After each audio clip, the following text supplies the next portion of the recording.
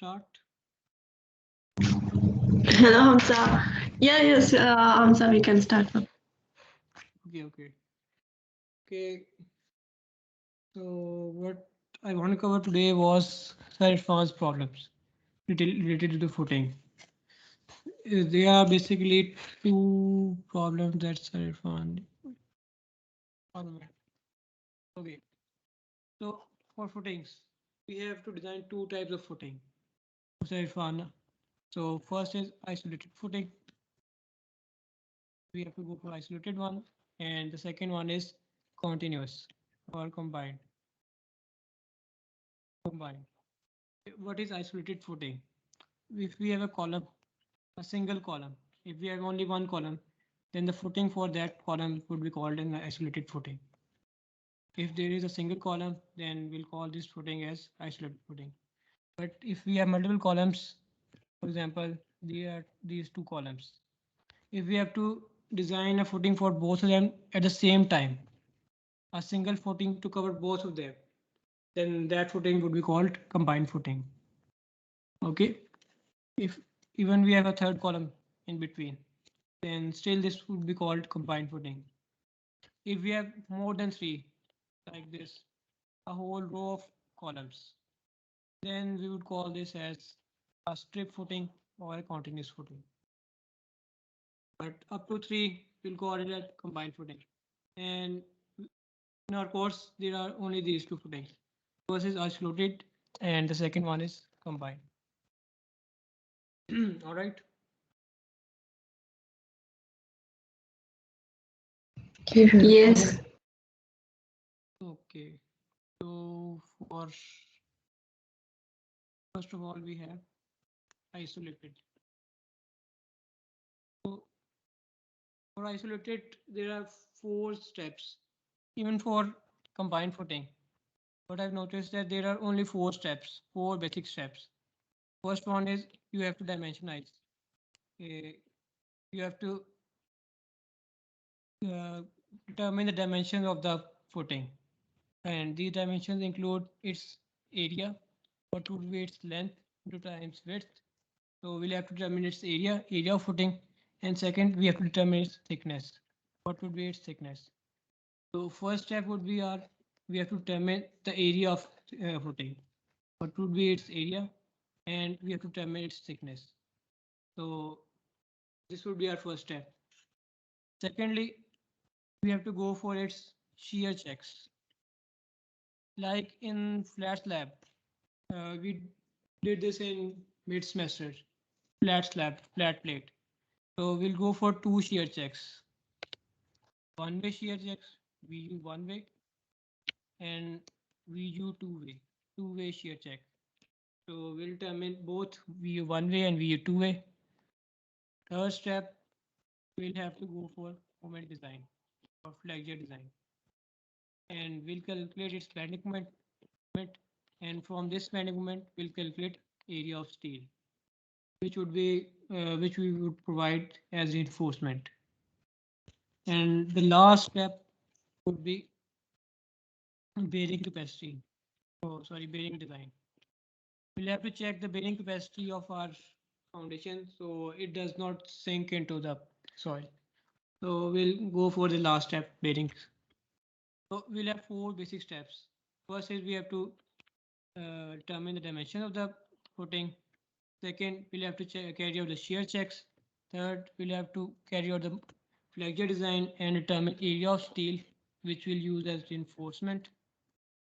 And lastly, we'll carry out the bearing capacity check. Okay. So this is the problem Sir has provided us. In lectures, we also have 2 problems, but they are only analysis problem that we are provided area of footing. This one that we are provided with the area 3.9 to 3.9 square footing. So they are analysis problems, but this one is the design problem. So most probably sir would give a design one paper. So we'll go to this. So we have first we have to determine area. First, we have to determine the area. So the formula for area, we have to memorize this, is PS over Q allowable net. PS. PS is service load. Service load. What is service load? That unfactored load. Just simply by adding dead and live loads, we'll get service load. So we have to determine the service load. For area, we'll have to determine the service load. And second, we have to we have to determine the allowable net bearing capacity. So for service loads, we are given dead load of 500 and live load of 700. So simply add them, 500 plus 700, 1200 kilonewton. So this is a service load. And Q allowable is given as 120 kilopascals. 120 kilopascal. Q allowable net. So if we have a footing like this, we obviously have some soil over it and some fill material. This is fill and this is soil. These fill and soil will stabilize our footing. That they are exerting weight on our footing. So our footing would remain stable. It would not bend in any direction. So we'll have to determine the critical condition. If this soil and this fill was not present. For example, like this. If there was no fill or no soil, then what would be our bearing capacity? So that bearing capacity we call as Q allowable net, allowable and net, and we can calculate it as Q allowable net is equal to Q allowable, this one minus this soil into its thickness, density of soil or unit weight of soil into its thickness minus this fill material thickness into its unit weight. Okay, that we'll have to minus subtract the density of soil. Density of soil is given as 2100 kilograms per meter cube. So 2100 multiplied by thickness or depth of soil. So that is 1.2 meters. The depth of footing and depth of soil is same. 1.2 minus density of fill 1800 into depth of fill 0.3 meters. 1800 into 0.3. So for maintaining same units, we'll multiply it by 98.81 and divide by 1000. Then we'll get the answer in kilopascals. This is also in kilopascals, so our units would be same. Okay. We determined first service load, that is simply the addition of dead and live loads. Then we have to determine the allowable net bearing capacity. So for that, we are given with the allowable capacity. We have to subtract the sand, this one, sand and its thickness, and this fill and its thickness. Fill times its thickness and sand times its thickness. Unit weight. After that, we can simply area of footing, that would be service load for Q allowable net. And for length, we can unroot area footing. For width, we can root of area footing. Okay, this is our first step. We have to calculate the dimensions of the footing. So by this, we have calculated what would be our length of footing, L, what would be our width of footing. An issue?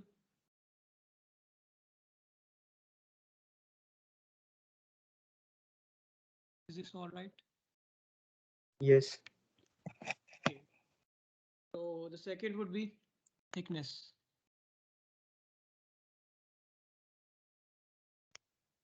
We 4 dimensions. We have to determine the area. This one is we have done. Second one is thickness. We have to determine the thickness of the footing. So for thickness, there is a simple formula given in LRF or design aid. If you go to number 103, here it is written as 93. but in the new version, which I have physically, it is 103.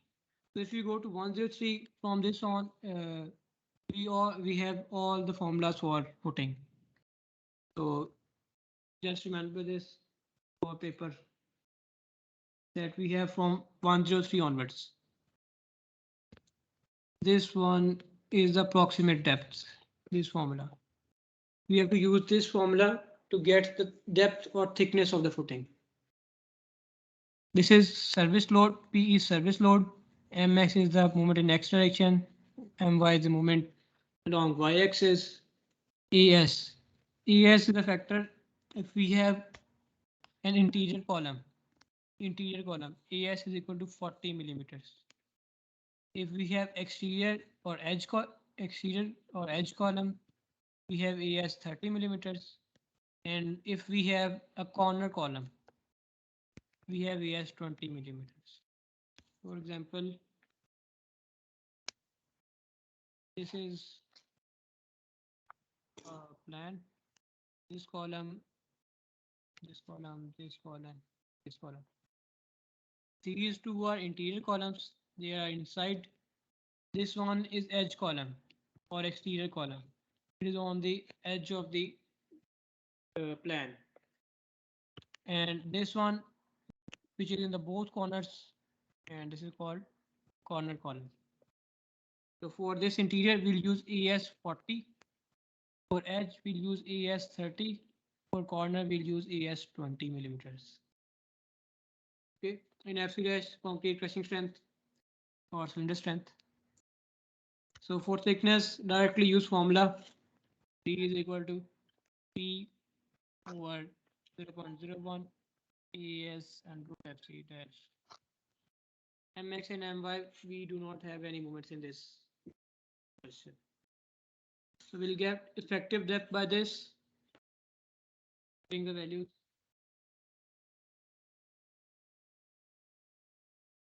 If we put the values like this, we'll get P as 1200 kilonewtons and 0.01 interior column. FC dash is equal to 20 megapascals. We'll get depth of 383 millimeters, 387 millimeters, 387. So usually we provide a cover of 50 to 75 millimeters. It is our own choice. We can provide a cover of 50 millimeters. We can provide a cover of 75 millimeters. But below 50 we cannot provide. For footing it is critical as it is in contact with the soil. So we cannot provide any cover less than 50. Otherwise, if the soil comes in contact with the steel, it will cause it to rust. So in this formula, they have provided a cover 50. This is 50 cover plus half die of bars d by 2. This is like this. 60 is equal to 50 is the cover plus db by 2, half die of bar, where we usually use 90 millimeter as half die of bar. So this 60 was cover plus half dia, and if we are using cover of 75 meters, then we'll calculate H, total depth of footing would be D plus cover plus dB by 2. D is 387 plus 75 plus 19 by 2, and this way we can get the total thickness of the footing. If this is the footing, this is H, total depth. What is D? It is effective depth. So this is the first layer of steel.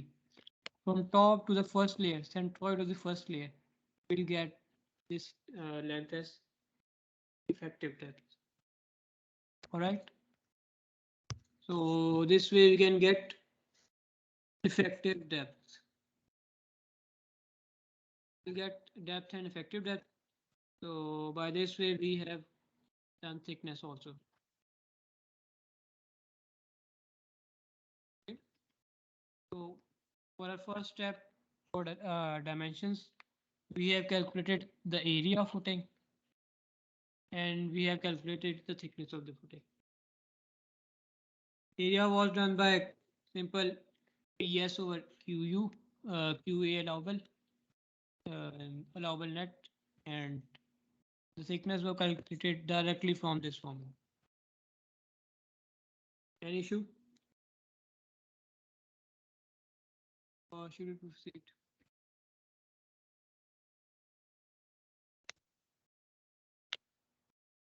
Okay. Third is shear. For third step, we have to apply the shear checks. First, we have the shear as one-way shear. One-way shear. For example, this is our footing. This is our column. This one is our column, and the bigger box is our footing.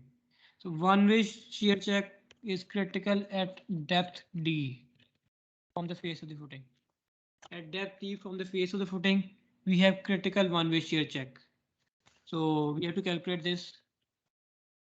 So the formula for this is PU one way is equal to QU, the pressure, times this is suppose L, this is suppose B, this is suppose C1. So what would be this length?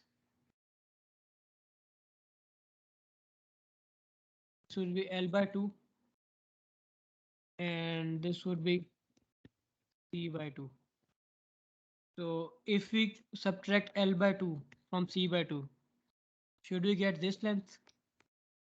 This is L by 2 minus C by 2. And from this, we can calculate as Q. So this is QU times B times L by 2 minus C by 2 minus this is also D depth. So simplifying QUB L minus C by 2 minus D. So this is one way applied shears.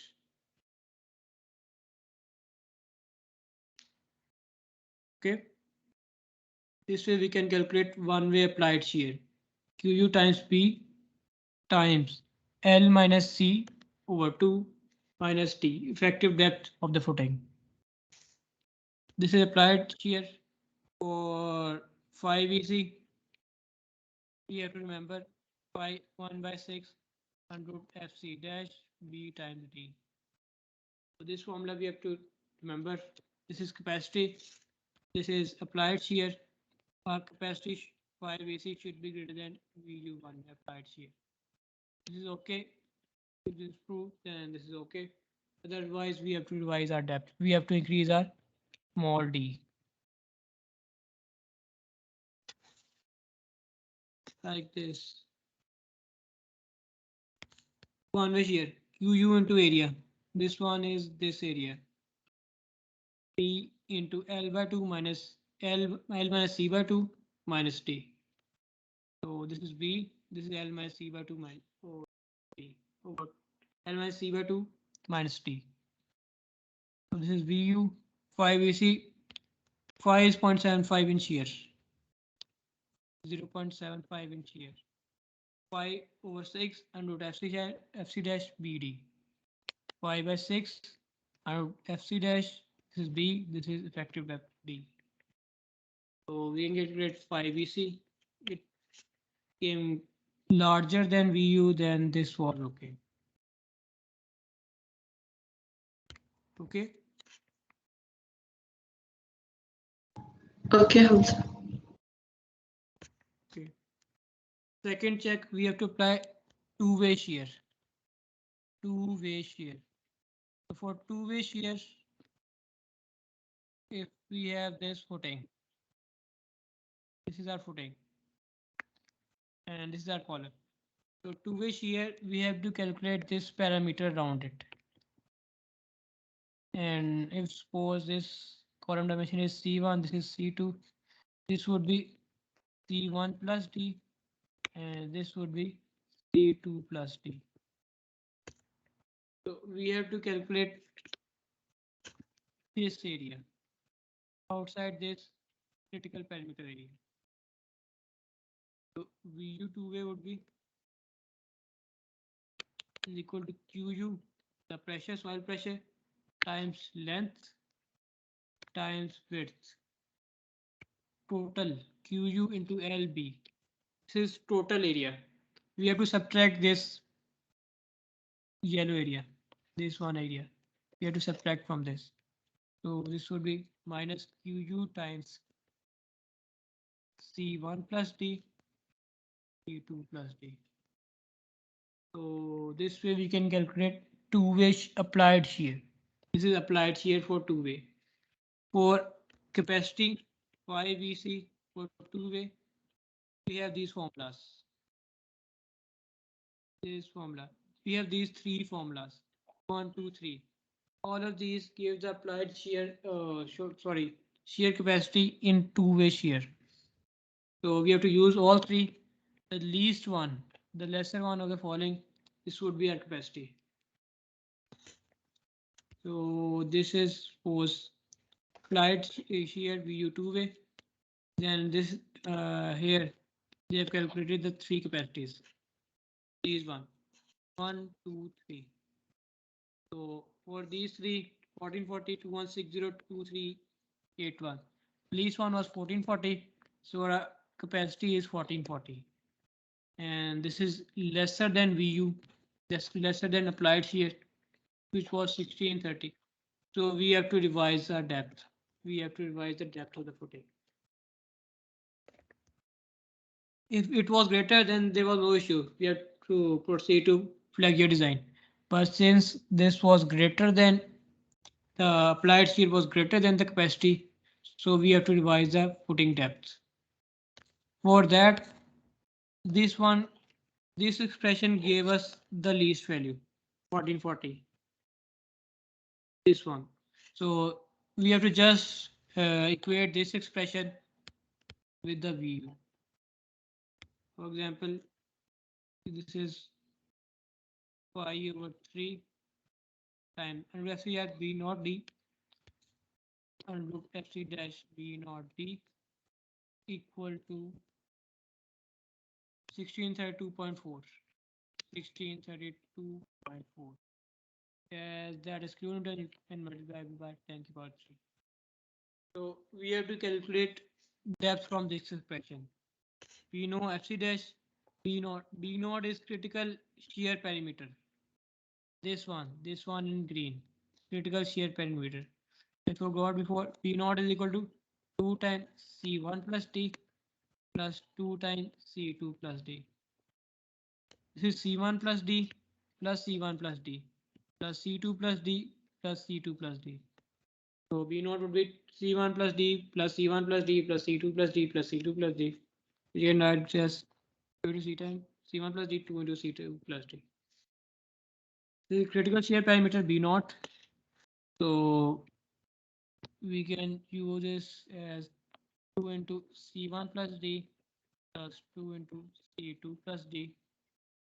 So in this whole expression, the only unknown is our depth. D is unknown. Here D, and we know FC dash, we know C1, we know C2, we know 5.75 for shear. So we can calculate depth from this equation. Simply put it in calculator and solve it.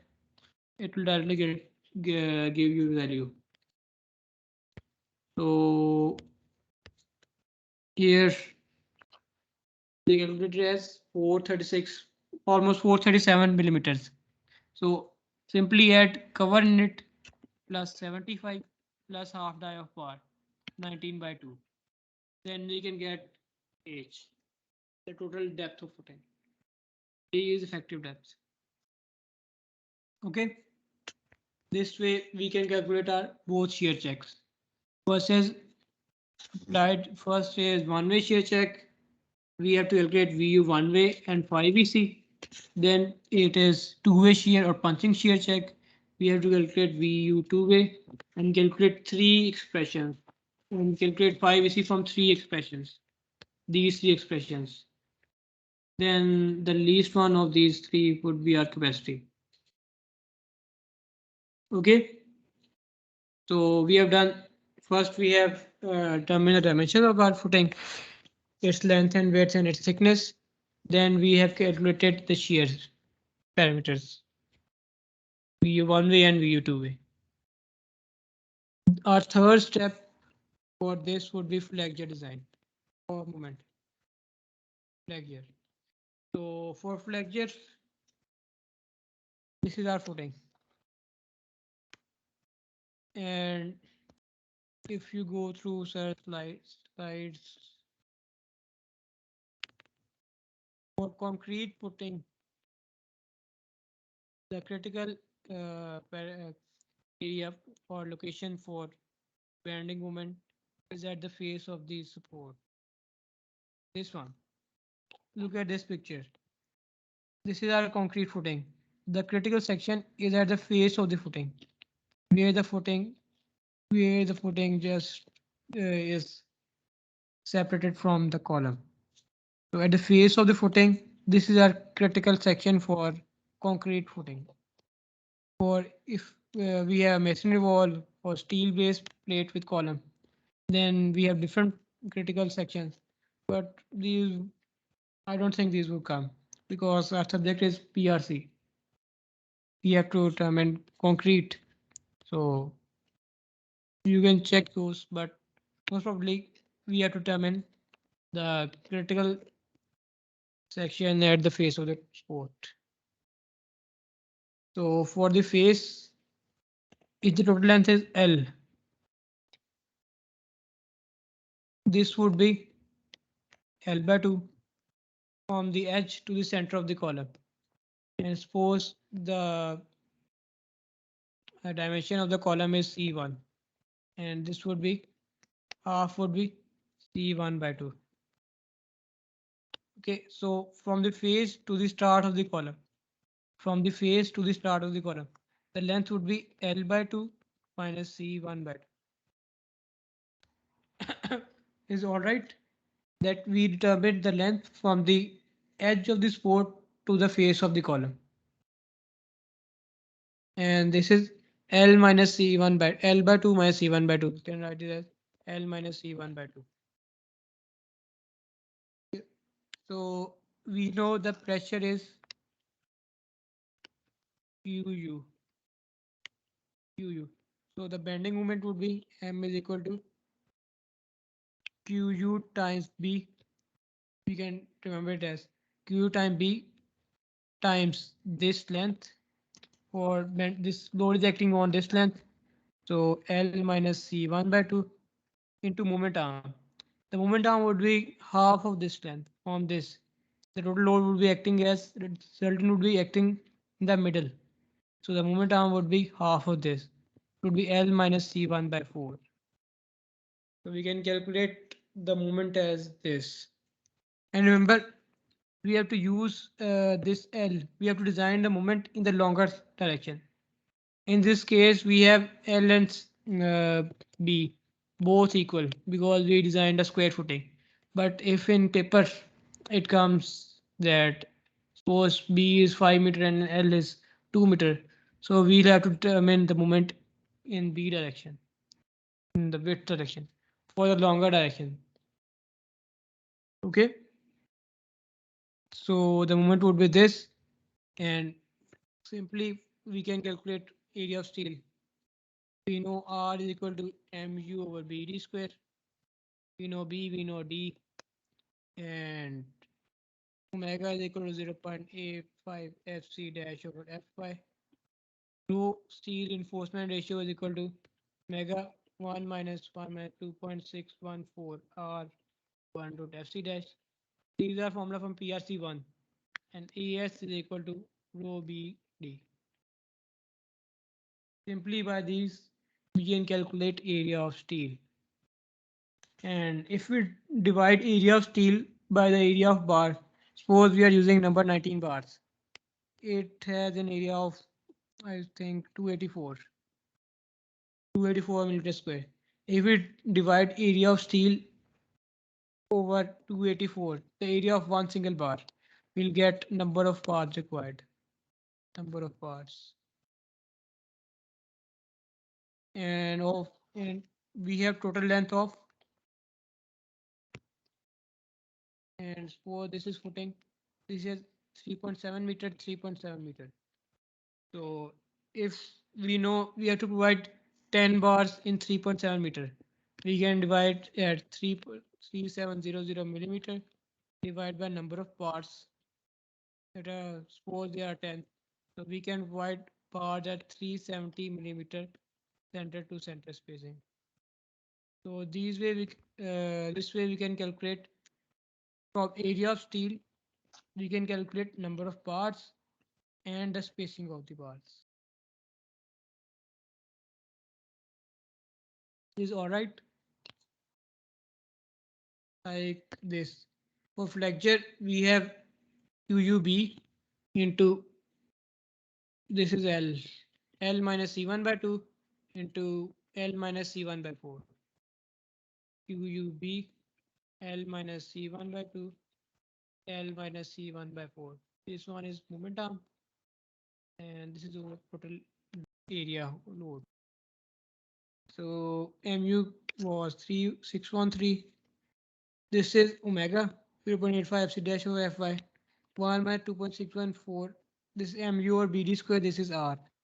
So 1 minus 2.614 R over under root FC dash. And we calculate enforcement ratio from this and multiply it by B and D. We can calculate area of steel required. And for 19 bars, we can divide area of steel by area of 1 bar. We get 14 bars almost, and divide total spacing 3700 by 14, and we can get the center to center spacing of each bar. This is fine. This is moment design, flexure design.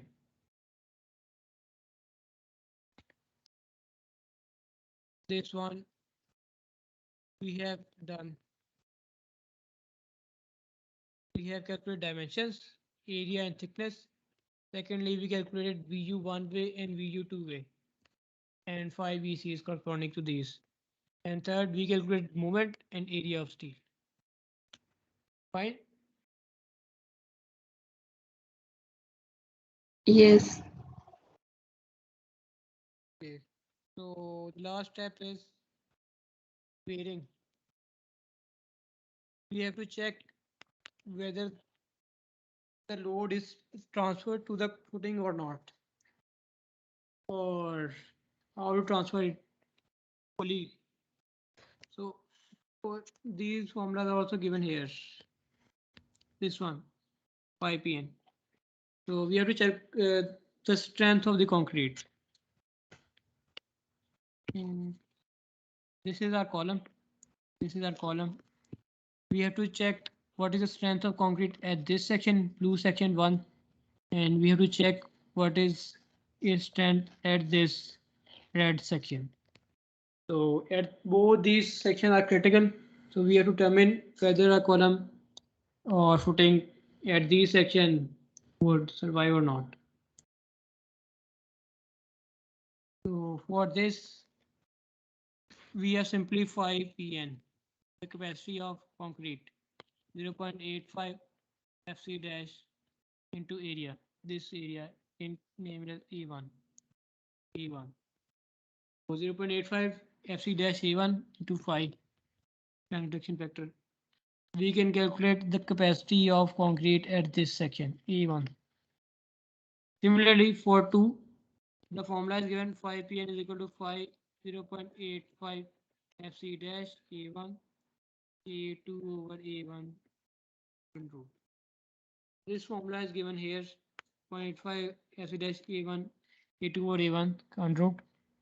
So we have to determine these two capacities, and we have to keep in mind that this factor under root A2 or A1 should be less or equal to 2.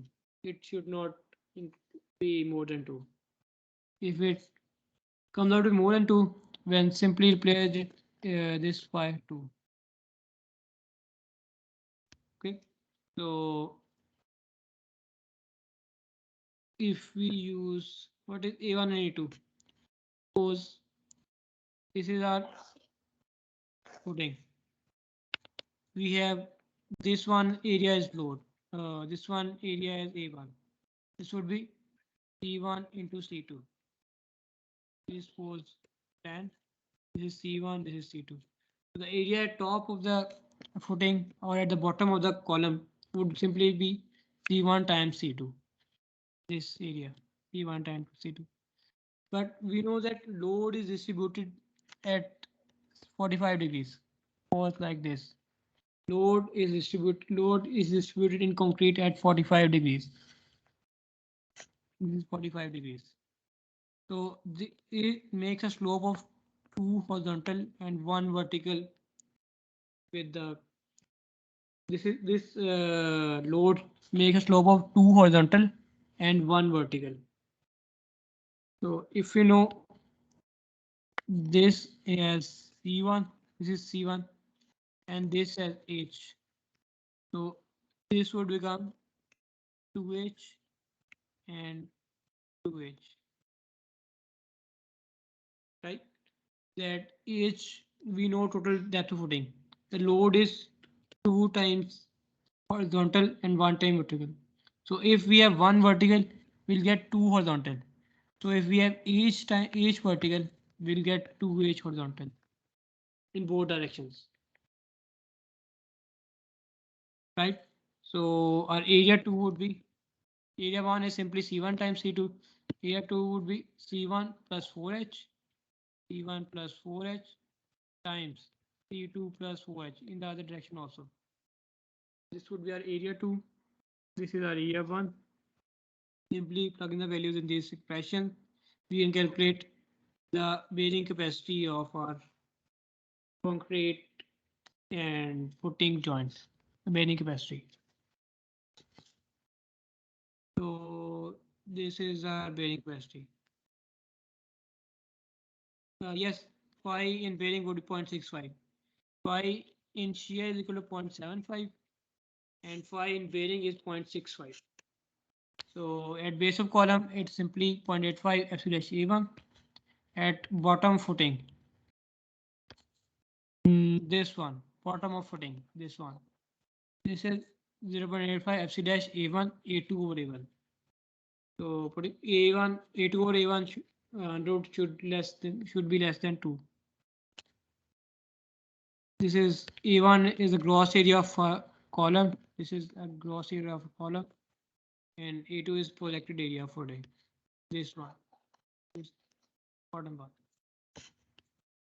So simply calculating the values, we have 5PN 4475 that is greater than PU. PU was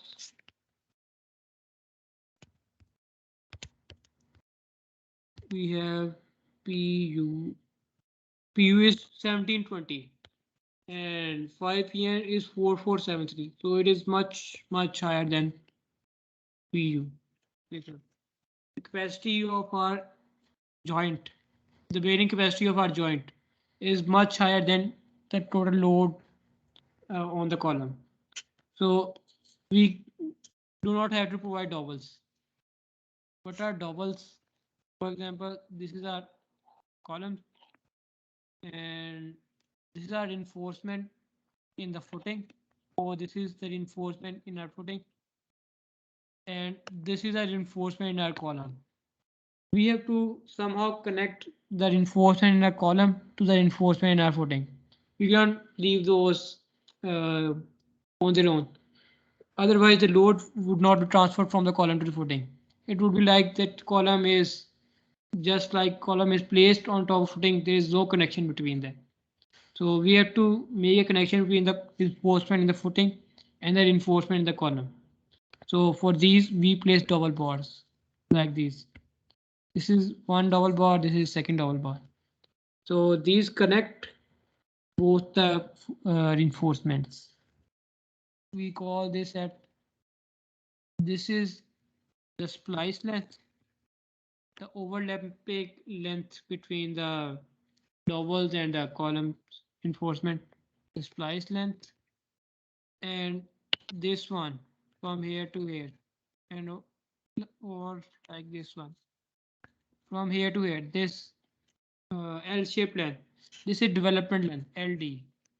We have to calculate this also. So we have to calculate this splice length.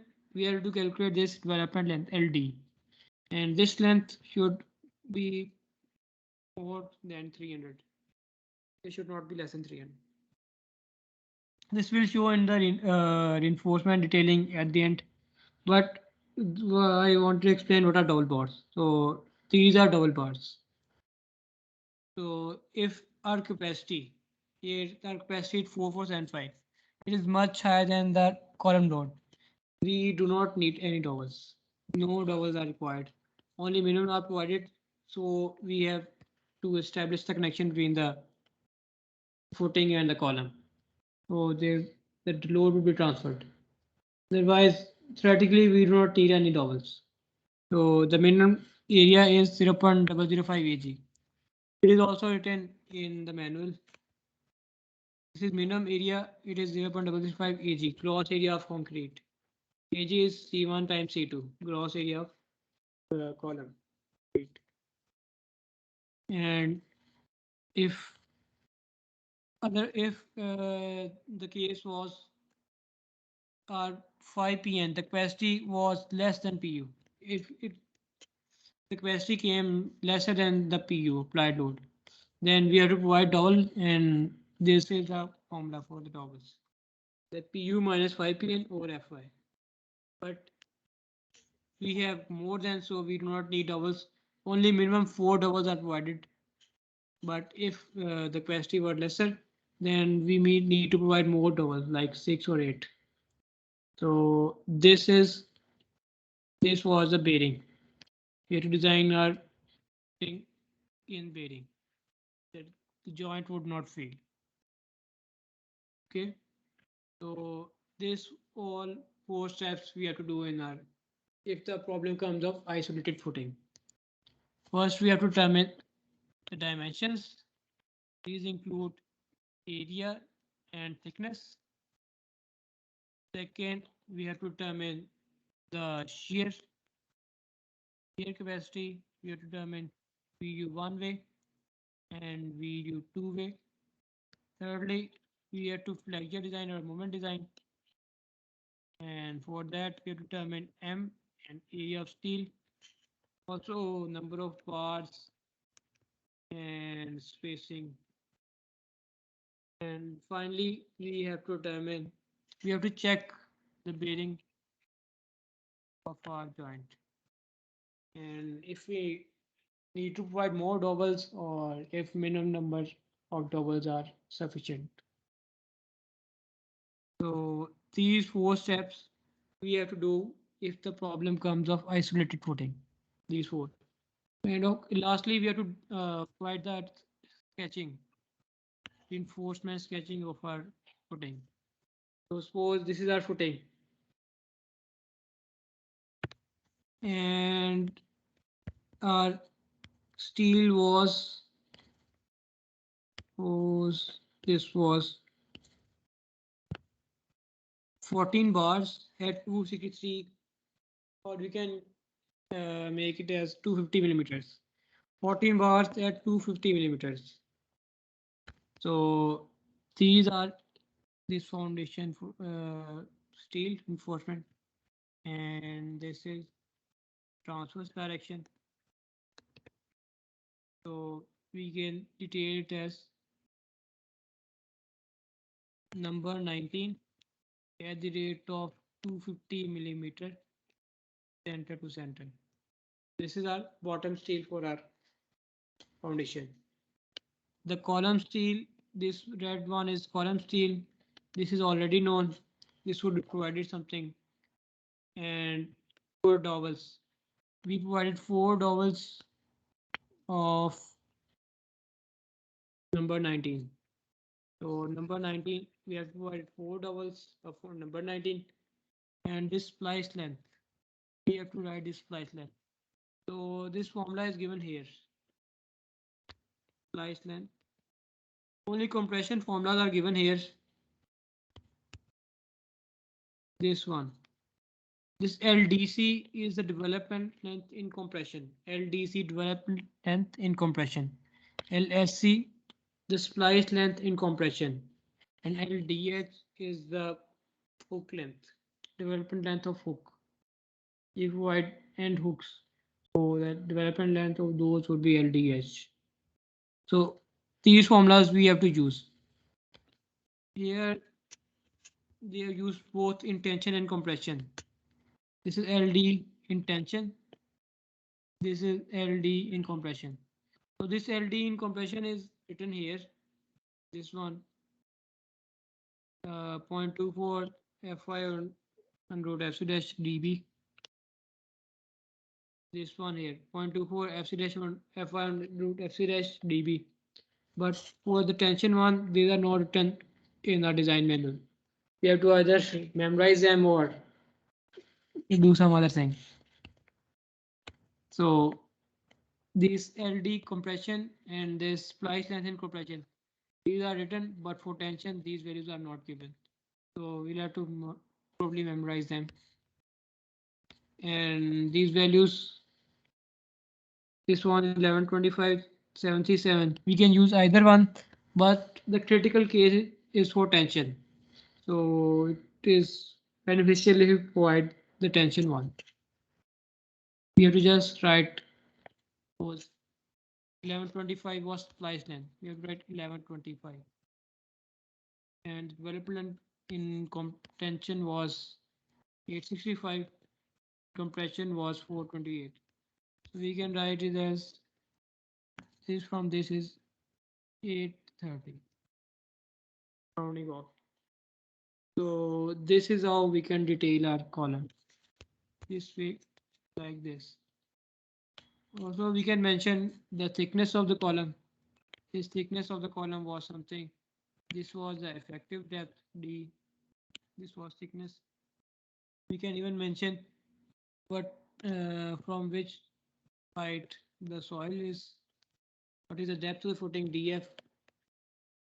And what is the cover here? We use 75mm cover or 50mm cover. Which cover we use? So all these we can mention on our sketch.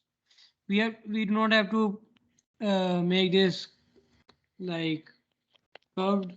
We can simply draw it as simple, and this is sufficient. We just have to uh, tell all the values that what we have used as development length, what is the thickness, what is the cover, and what is the splice length. Okay, this was I started putting examples. Any questions?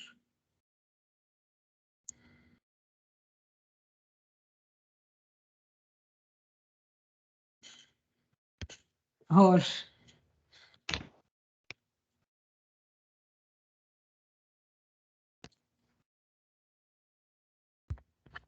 no?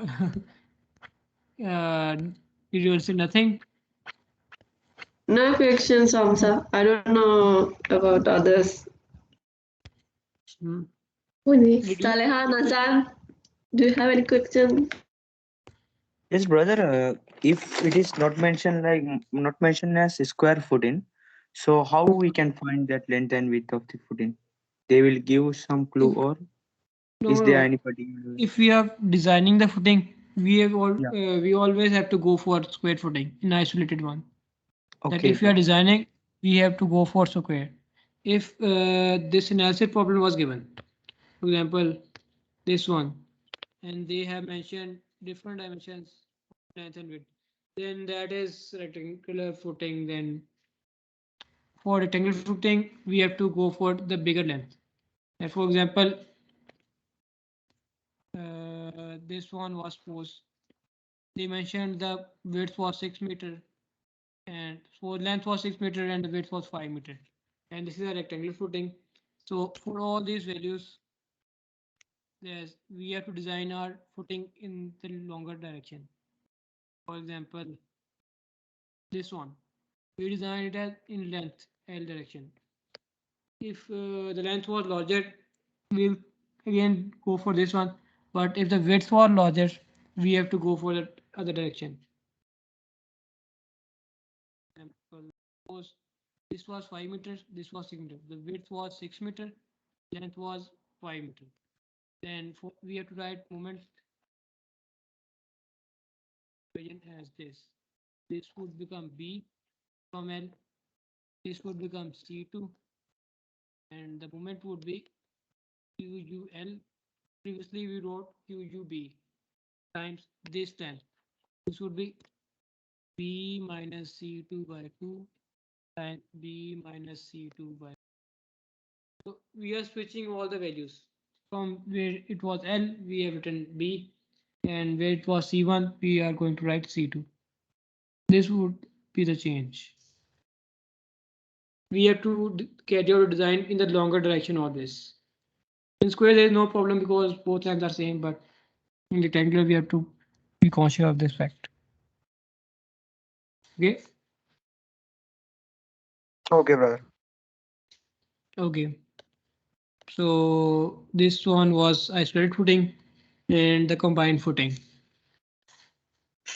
So for combined footing, the steps are almost similar, but there are one to add extra. Because this one we are going to design two columns at the same time. Right, design footing for two columns at the same time. So for example, these are two columns. If we are providing isolated footing, this would be like this from one column and for other column. But if we are going to provide continuous footing, then that would be like this. This one first column, second column, and this is and continuous footing or combined footing. Combined footing. Why you provide combined footing? It would become uneconomical because if there is very less gap between the both columns are very closely spaced. Then for then instead of providing two separate pads for both of these, we can go for a single pad for both of these. Or in case of seismic reasons, then this pad, this one, this would resist the seismic force more because there are two columns, and when the load is applied in lateral direction, these both the columns would resist.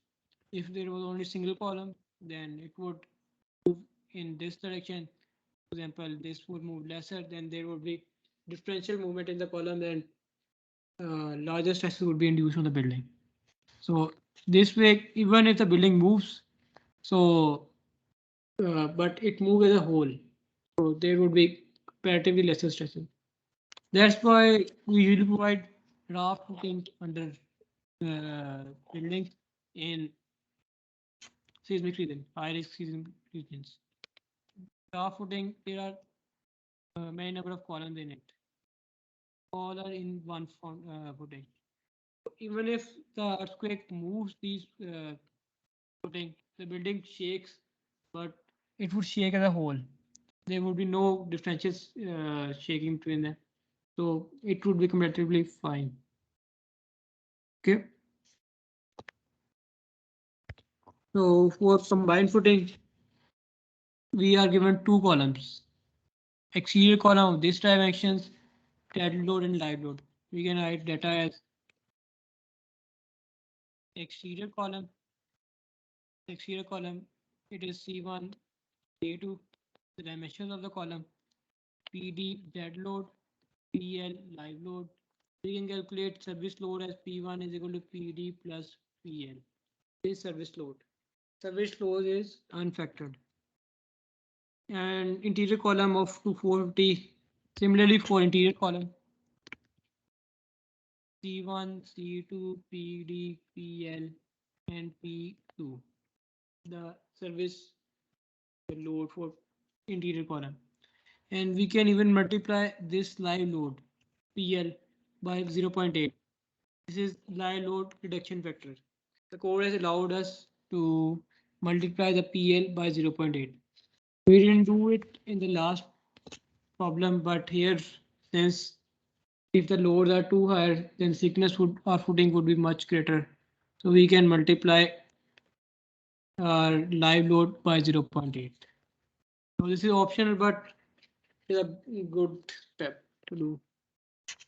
Otherwise, we'll get a more thicker foundation. So these are live and dead loads. And they are 5 meter apart center to center. These columns are 5 meter apart. For example, This is our column, one exterior column at the end, and this is our interior column. So from the center of this column to the center of that column, we have 5 meter distance. This is P1. This is P2. Exterior column. We have to determine. We have to design a rectangular combined footing to depth 1.5 meter. So the depth of footing DF is 1.5 meter. So from the soil to the DF to the bottom, the depth is 1.5 meters. Gross allowable bearing capacity is 165 kilopascal. So our allowable bearing capacity QA is 165. We have to determine Q allowable net by subtracting the soil times the unit weight of soil times its thickness and the unit weight of fill times its thickness. The outer edge is at property line. This 2100 the density of soil, 900 the density of fill. The thickness of fill is 0.75. The thickness of soil is always depth of footing is equal to depth of footing. F dash is 20, Fy is 300. So we have to design a combined footing for this. Okay. So our first step, as always, our first step is the dimensions. Then we have to calculate the dimensions of the footing. So for dimensions, we have to determine first area, then we determine its thickness. The formula for area was area is equal to P, that is service load, over Q allowable net. So in this case, as we have two columns, this P1 and P2, we'll use their resultant. R would be P1 plus P2. So we'll use this R instead of PS. We'll replace PS with R. And Q allowable net will calculate like the previous one. And if we divide them, we'll get the area of the footing, required area of the footing.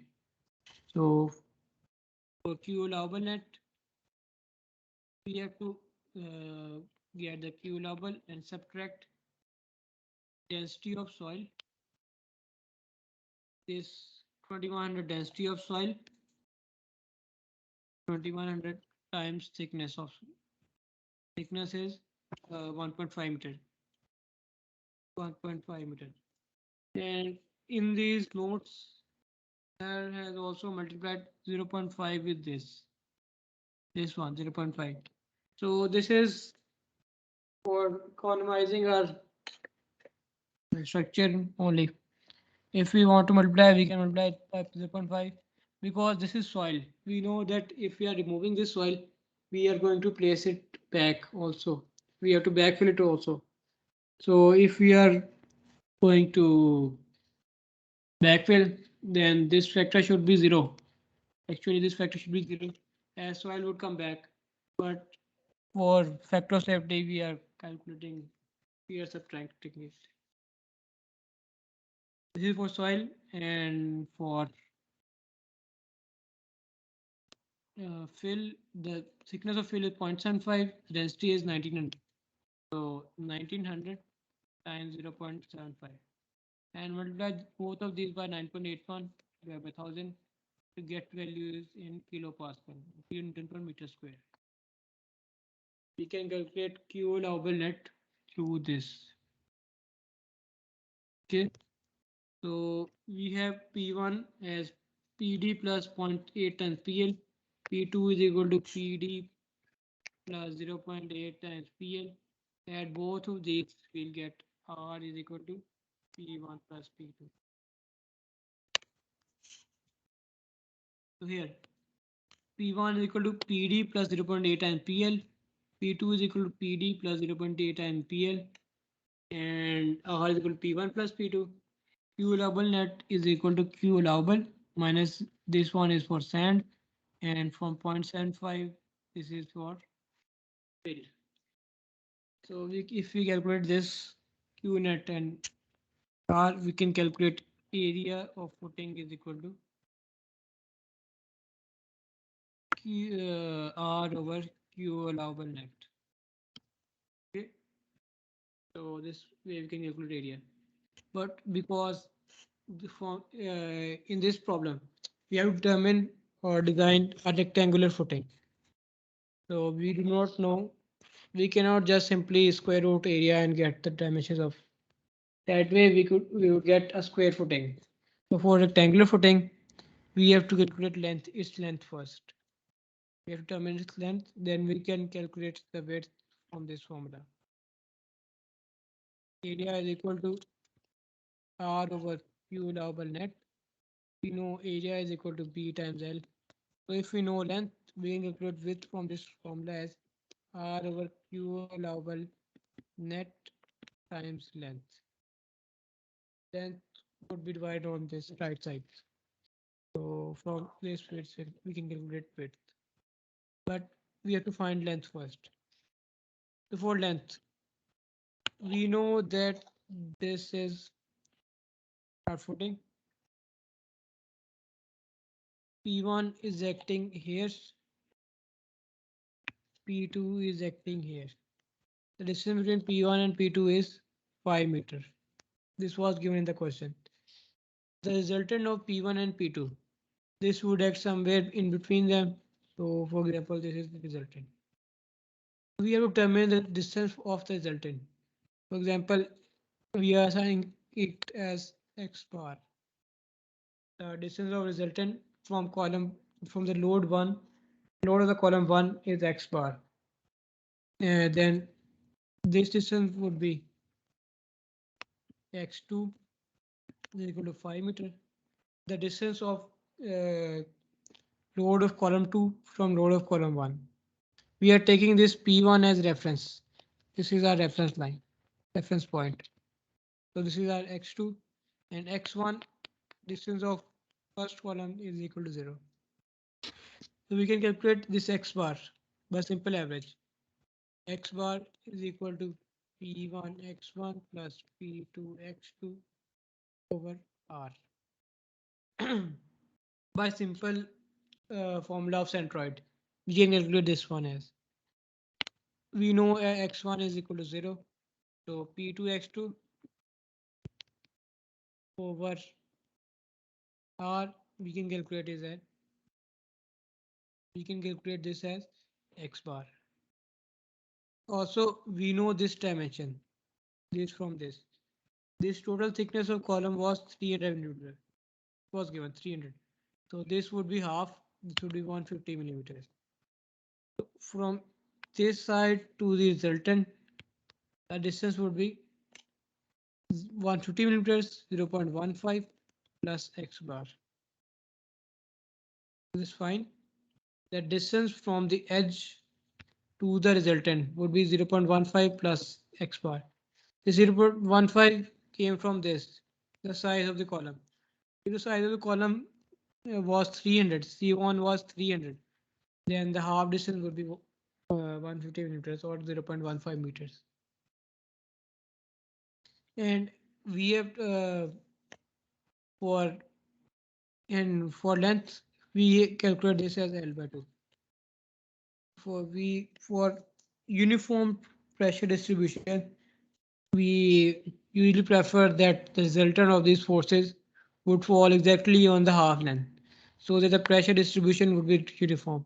Otherwise, if the resultant is not exactly at the half length, then there would be movement would be induced and it would be eccentric, and that would cause a lot of issues. So preferably the half length should fall exactly on the resultant. So this way we can calculate x bar here. X bar was P2 times x2. This is x2 5 meter over R. So 2.992 x1 for this before distance. This was 0.15 meters. This one. So half length should be equal to 0.15 plus x bar. So that the resultant would lie exactly at the center of the footing. If we want to calculate L, that would be 2 times 0.15 plus 2.992 this x bar. This way we can get the length of the footing. 6.3 meters. Length was 6.3 meters. So if we got the length, we can calculate the width by this. Simply put, R is the value of resultant. We calculate Q now allowable net, and we have just calculated length as 6.3 meters. We plug in the values, we can get the value of width. Fine. Second step, this was our first step. Second step was thickness, and thickness is directly calculated from formula. This formula.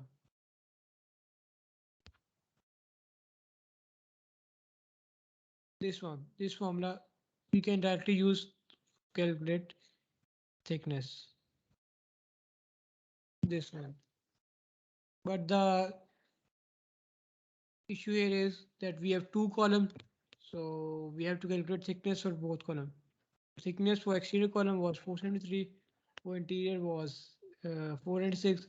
We'll use the higher value and round it off, and we'll get thickness as 500 millimeters.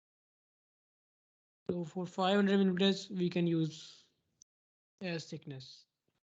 So this was our first step, that we calculate dimensions and we calculate thickness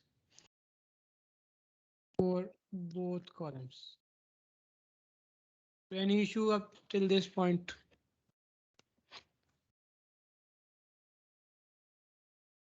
We calculate the depth, the dimension and the thickness of the footing. So afterwards, we have to do the same procedure for shear and moment. We have to calculate the shear and the moment capacities. So for this, we have to find the applied shear first, and we have to draw bending moment diagram for that and shear force diagram. This one.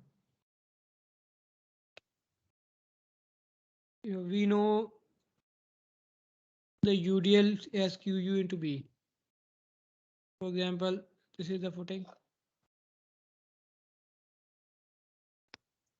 The UDL acting on it, uniform pressure acting on it, would be QU times B.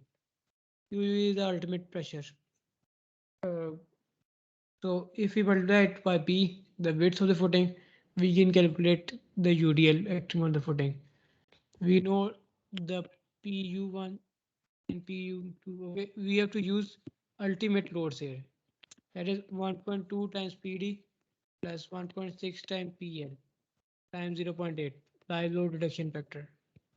Similarly, 1.2 times PD for first and 1.6 times PL times 0.18 for PU1. If we get both of these, then we have to draw a shear force and bending moment diagram. For simple sketch, this from center to this, from center of this column here. We know at the end of the footing, the shear force and shear force would be 0. So here the load is acting upward, so shear force would go a bit up like this. The load is acting upward here. The shear force diagram would go up. Since the load is UDL and the degree of this line would be 1. Shear force diagram would be 1. And but here we have a downward acted point load. This would make a shear force diagram like this. That we come down from top. That a downward point load is acting here. Then again we have this UDL spanning 5 meters. Then we'll go this way. Since this UDL is acting upwards, we are going upwards in shear force diagram. Again, we have point load acting downwards. We'll come down like this. Again a UDL. So this is how we'll draw the shear force diagram for our footing.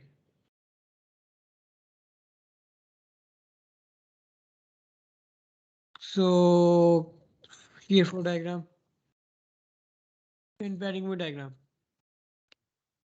For example, this is for bending moment diagram, we have to check this shape for diagram shape. For example, if the shape is like this, we have a like this triangle shape. Then here the ordinates of the shear for diagram are very less. If the ordinates of shear for diagrams are less, then the slope of bending moment diagram would be less. Or if the ordinates of SFD are less, the slope of BMD would be less. For example, this is the SFD. The BMD for this would be like this. Here we have almost zero slope, almost horizontal line. But at this point, the ending point, the ordinate is higher, so our slope would be higher.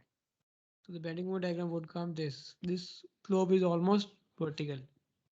So we'll draw the bending moment diagram based on this concept. Here we have a lesser ordinate and here we have higher ordinate. So our diagram would be like this. From this, like this. From horizontal to almost vertical. Then at this point, we have a higher value of shear force. At this point, we have zero shear force. So our bending moment diagram would be like this. Here we have higher slope and here we have horizontal. That means zero slope. And at this point, we'll get maximum bending moment value. Again, our slope is increasing. From here, it is lesser, and at this point, it is higher. So our so the slope of our bending moment would also start to increase like this. From here, the slope is zero, this point, but at here, there is some slope.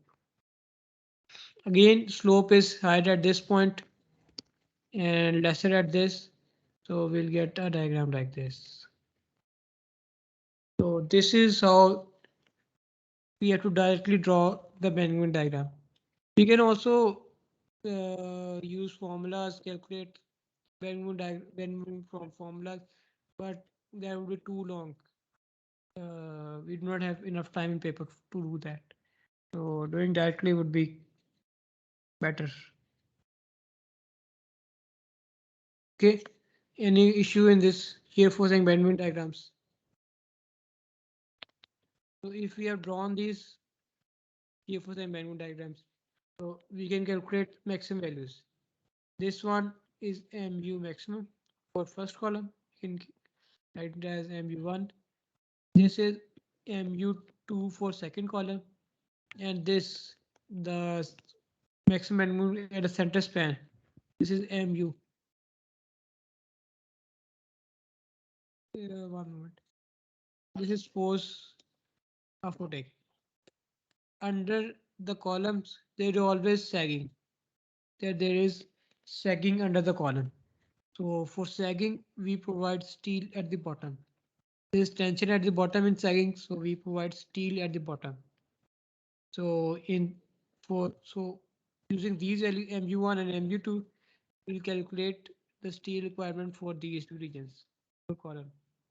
And for this mu in the central span, we'll get this hogging.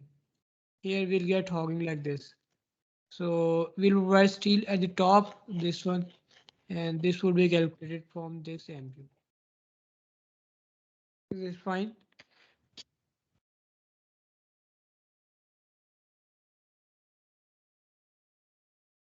So afterwards,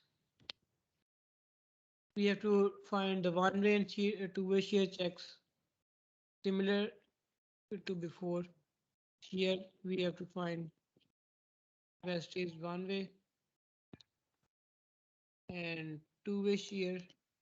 And after checking these two, we have to calculate, we have to do flexure design. This is for flexure design, we have to do it 3 times. Flexure. The same procedure as before. We know the moments.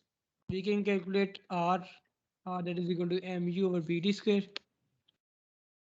And we can calculate omega as 0.85 Fc dash over Fy, and we calculate rho as omega 1 minus 2.614 R over root Fc dash. This we can, an area of steel is equal to rho Bd. So if we know moment, we can calculate area of steel. So we know here there are three moments, 1, 3. So we'll get three areas. We get area of steel for first column, area of steel for second column, area of steel for between those two columns at the top. So this is how they have calculated. This is longer top steel at the middle. We know the mu, and R is mu or BD square, and rho we can calculate as 0.0033. Yes, this for the yes. Yes, written is this. And from AS, we can select the number die of steel bar and the spacing of the steel bar.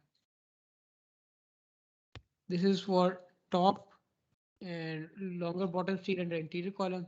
This was MU. The same procedure again.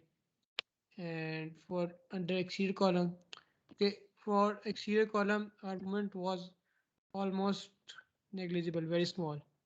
So we can, they are written that we can provide the steel, same steel for the interior column for the exterior.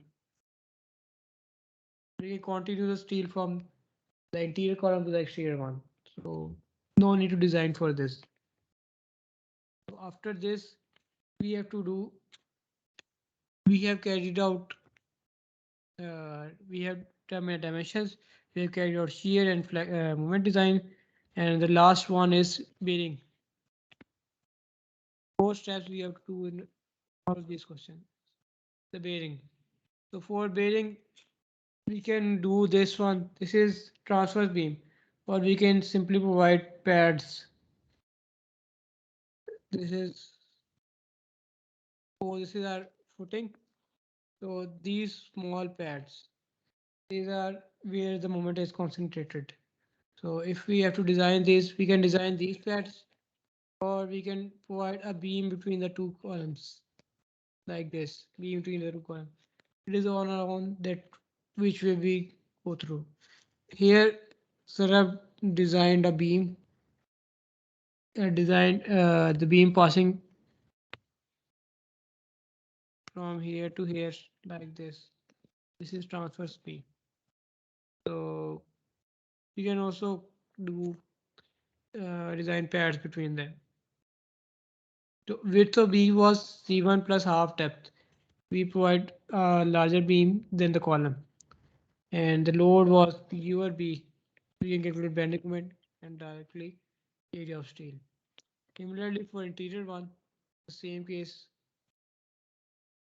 width, load, bending moment, and area of steel. Okay.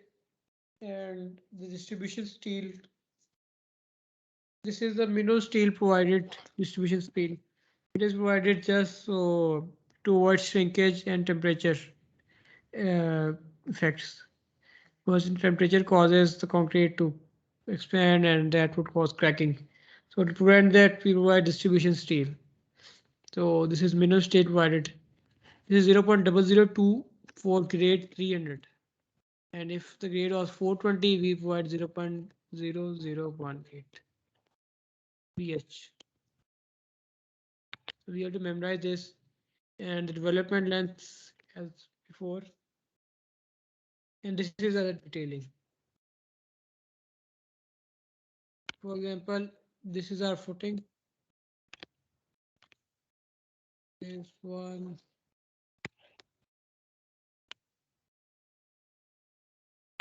This one is our footing.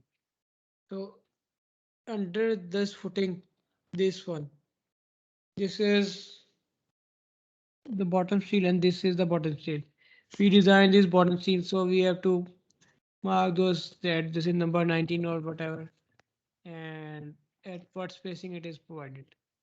And at the middle, we provided top steel, so we have to also detail it.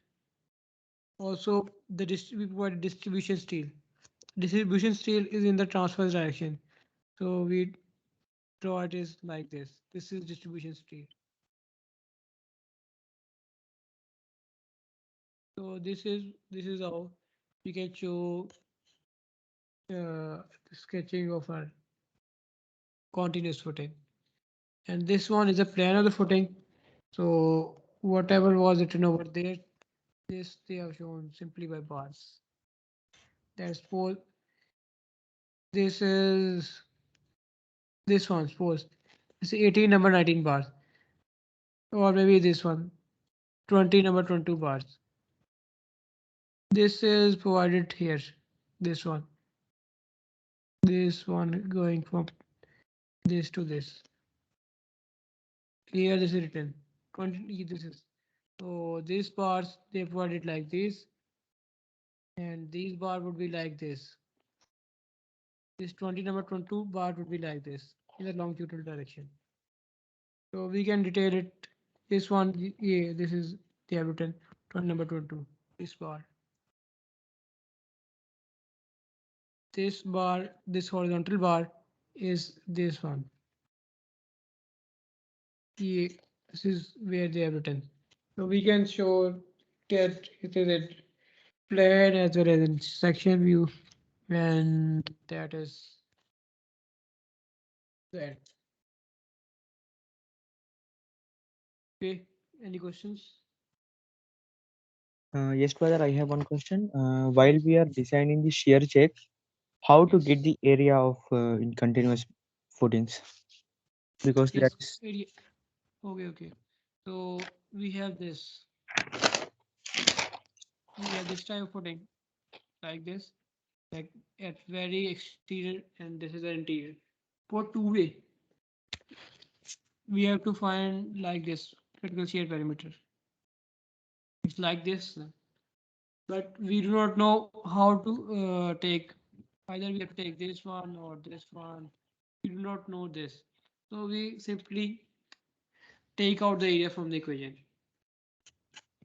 Like for two-way, we have two-way. For example, for isolated footing, it was QU times LB minus QU times C1 plus D, C2 B. So simply we know this QULB. We can replace this. It by PU. This whole expression we can replace. We can replace it by PU. So for first column we can find it as PU1. For second column we can find it as PU2. So the larger one of these would govern our design. So this is how. For one way, we can simply, for example, this is one way. So we can simply find the average of these. And we can calculate. This is depth T. This find. This we have to find. We know this from here to here was 5 meters. So we can find it. Fine. okay, brother. Any more question?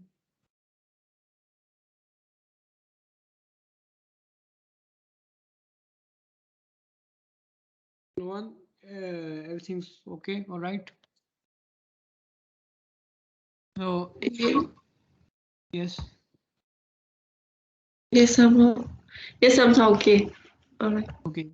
So probably 15 marks question will be coming from these two topics. So